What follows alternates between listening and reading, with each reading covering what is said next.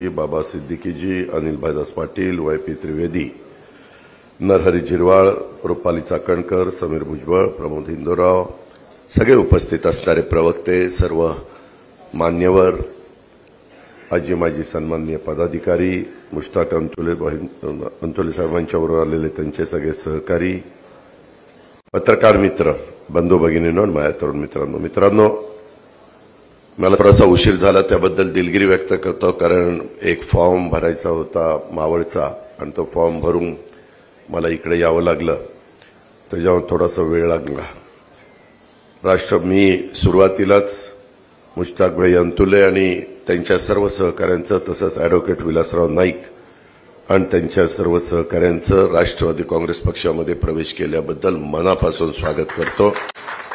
आणि मी त्यांना विश्वास देऊ इच्छितो की आपण सगळेजण मिळून निश्चितपणे जो काही शिवशाहू फुले आंबेडकरांचा विचार आहे, विचारधारा आहे, ती पुढे नेण्याचं काम, चव्हाण साहेबांनी जो विचार आपल्या सगळ्यांच्या करता सोडलेला आहे तो विचार पुढे नेण्याचं काम आपण सगळेजण करू.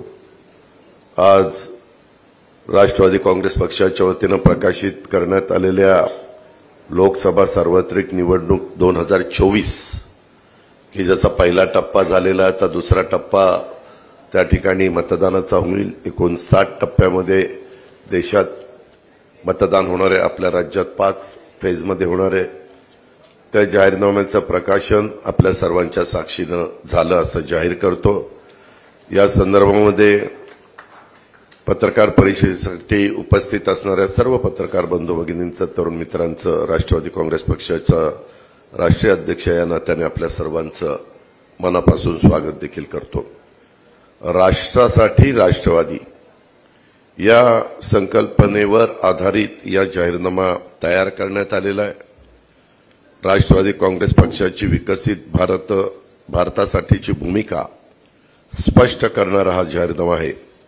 त्याच्यामध्ये सार्वजनिक सेवा असेल, पायाभूत सुविधा प्रकल्पाच्या आर्थिक प्रगतीचा संकल्प यामध्ये देखील व्यक्त करण्यात आलेला आहे. एक गोष्ट खरी आहे, कदाचित मगाशी काही माझ्या सहकारी मित्रांनी सांगितली पण असेल की राष्ट्रवादी काँग्रेसचे ज्येष्ठ नेते दिलीपराव वळसे पाटील यांच्या अध्यक्षतेखाली आम्ही समिती नेमलेली होती आणि त्यांनी हा जाहीरनामा केलेला आहे.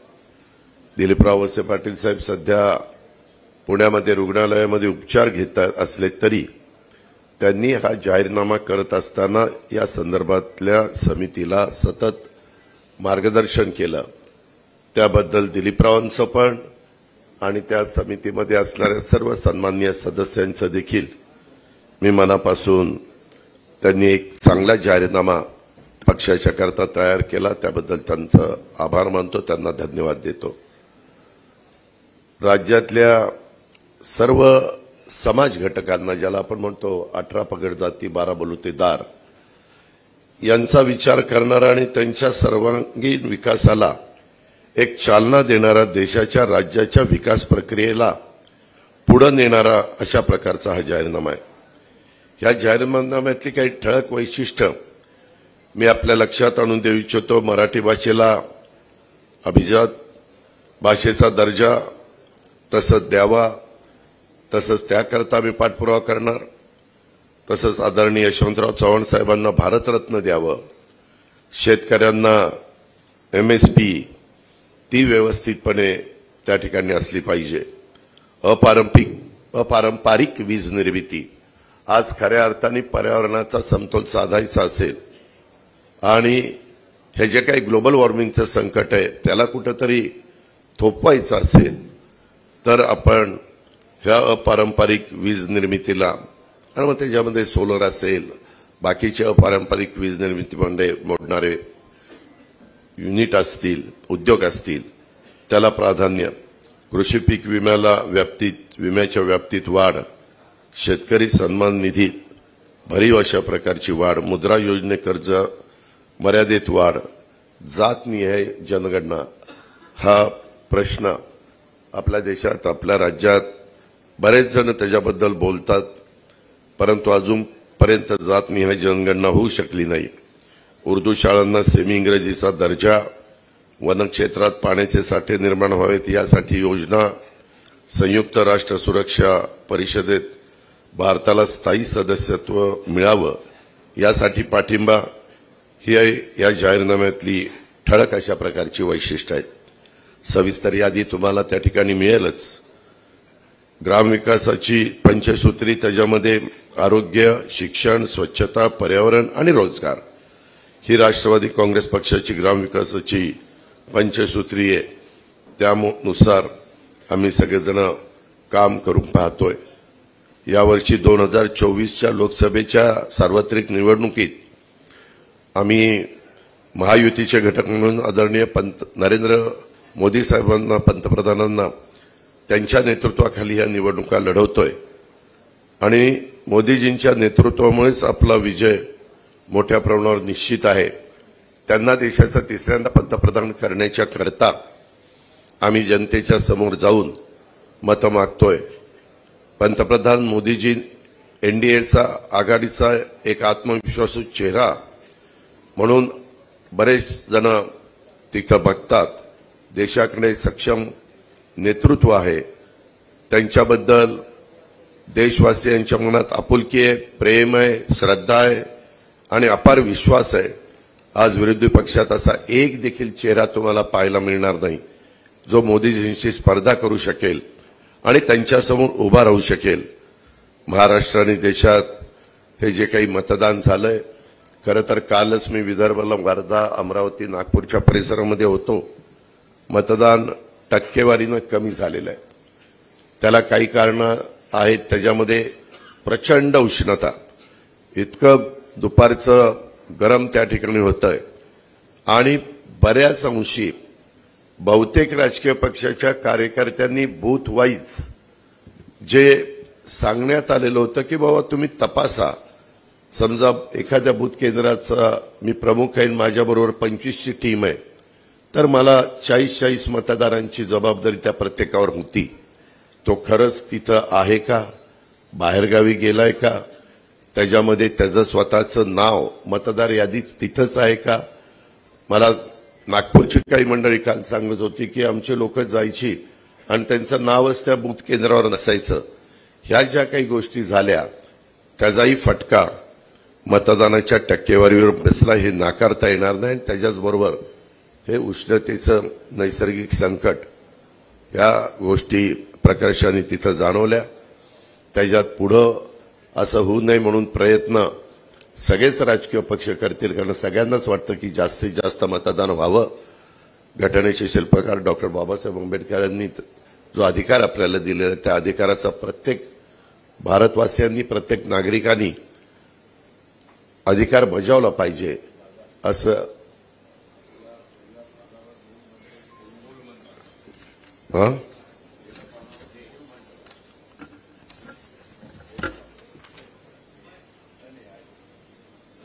तो आहे ना आमचा मूळ मंत्र। त्याच्यामध्ये भारताचं संविधान,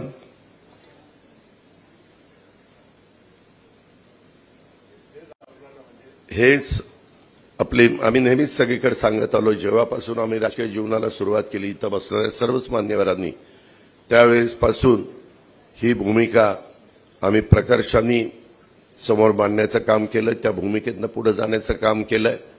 मी एक सांगेन की जरी आम्ही महायुतीच्या बरोबर असलो तरी आम्ही आमची विचारधारा कुठं सोडलेली नाहीये, ही बाब पण तितकीच महत्वाची। तुम्ही म्हणाल मग पाठीमागे काय झालं? पाठीमागेही आपण बघितलं, ज्यावेळेस शिवसेनेच्या बरोबर आम्ही 2.5 वर्ष सरकार केलं त्यावेळेस शिवसेनेची भूमिका काय हे उभ्या देशाला माहिती, उभ्या राज्याला माहिती। त्याचा उल्लेख थोडासा प्रफुल्लभाई पटेल साहेबांनी त्या ठिकाणी केला आणि तरी तिथं काँग्रेस आणि शिवसेना हे कधी एकत्र येऊ शकणारच नाही। म्हणजे सरसेनापती हिंदू हृदय सम्राट बाळासाहेब ठाकरे हयात असताना हे कधी घडलेलंही नव्हतं, हे आपण सगळ्यांनी पाहिलेलं आहे। त्यांची भूमिका काय असायची ते आपण सगळ्यांनी बघितलेलं आहे। परंतु अलीकडच्या काळामध्ये राजकीय भूमिका अनेक जण तिथली एकंदरीत राजकीय परिस्थिती लक्षामध्ये घेऊन मग देशामध्ये मायावती बघितलं, मायावतींचं बघितलं, ममता बॅनर्जींचं बघितलं, जयललिता आज नाही आहेत परंतु त्यांची भूमिका बघितली, चंद्राबाबू नायडू असतील, त्याच्यामध्ये नितीश कुमारजी असतील, कित्येक फारुख अब्दुल्लाजी असतील, कित्येक जणांची त्याच्यामध्ये नावं घेता येतील. हे आपल्याला प्रकर्षाने ह्या निमित्तानं जाणवेल. अधिक बोलून मी आपला सगळ्यांचा जास्त वेळ घेत नाही, परंतु सबका साथ, सबका प्रयास, सबका विश्वास यावर राष्ट्रवादी काँग्रेस पार्टीची श्रद्धा आहे आणि याच भूमिकेतनं राष्ट्राचा विकास, राष्ट्राचा विश्वास आणि राष्ट्राची साथ या त्रिसूत्रीसाठी आजची लोकसभा ही महत्वाची आहे असं आम्हाला वाटतं आणि त्या सगळ्या गोष्टी ह्या जाहीरनाम्यामध्ये नमूद केलेल्या आहेत, विशद केलेल्या आहेत. याची पण आपण नोंद घ्यावी. माझी अधिक बोलून मी आपला सगळ्यांचा वेळ घेत नाही. आता एकंदरीतच सगळीकडे रणधुमाळी चाललेली आहे. उन्हाची तीव्रता पण आहे. रात्री संध्याकाळी बऱ्याचदा हवामान बदलतं, अचानक पाऊस पडतोय, गारपीट होती, नुकसान होत आहे शेतकऱ्यांचं. त्याही संदर्भामध्ये तिथल्या बाकीच्या ज्या काही गोष्टी करायच्या असतात, जरी आम्हाला आचारसंहिता असली तरी संबंधितांनी त्यामध्ये आचारसंहितेचा भंग न होता ज्या गोष्टीची काळजी घेतली पाहिजे ती काळजी घेण्याच्याबद्दल निश्चितपणे पावलं उचलली गेलेली आहेत. याही बाबींचा मी उल्लेख आवर्जून करतो. पुन्हा एकदा मी आज मुश्ताकबाई अंतुले आणि त्यांच्या सर्व सहकाऱ्यांनी, ॲडव्होकेट विलासराव नाईक आणि त्यांच्या सर्व सहकाऱ्यांनी राष्ट्रवादी काँग्रेस पक्षामध्ये प्रवेश केलेल्याबद्दल मी त्यांचं मनापासून स्वागत करतो. आपण सगळे उपस्थित राहिल्याबद्दल आपलंही मनापासून स्वागत करून माझे 2 शब्द संपवतो. जय हिंद, जय महाराष्ट्र.